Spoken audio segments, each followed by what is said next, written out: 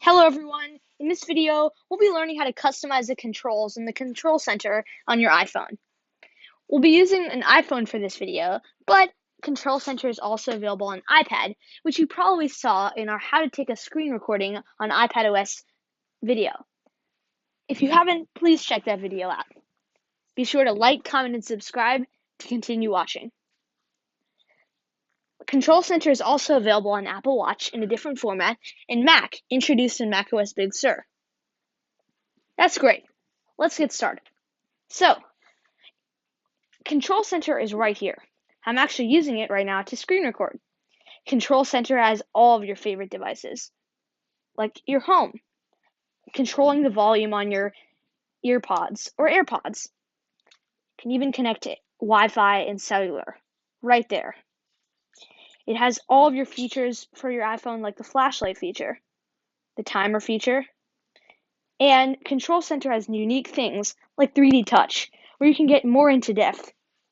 You can use these scroll wheels, which are very popular in the Control Center. For screen brightness, we have all of our different controls like dark mode, night shift, and true tone. You can customize your do not disturb. I'll turn that off now. And we can even turn on screen recording, like we're doing right now. That's great.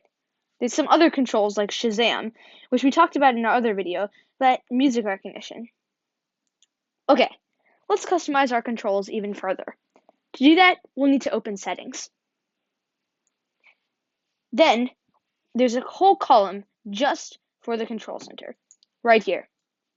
Okay, this is where all of our controls are right now. We can see all the ones that we have and some that we can add. We can even rearrange them. So if we move the flashlight, let's see where the flashlight is right now. You can see it's right under the home shortcuts. And if we move that right here, let's move that around. Then it's moved around. Isn't that really cool? We can have the option to show home controls. Turn that off. Turn that on. You can access your devices with a switch. You can control your calculator with super cool features, like copying your last result.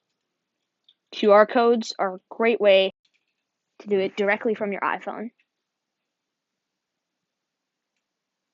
Let's continue on. You can use your hearing, so let's check that out. We don't have Live Listen on right now, but you can use that to see your AirPods settings. Sleep mode, which is something that we talked about in our health video, which be sure to check that out.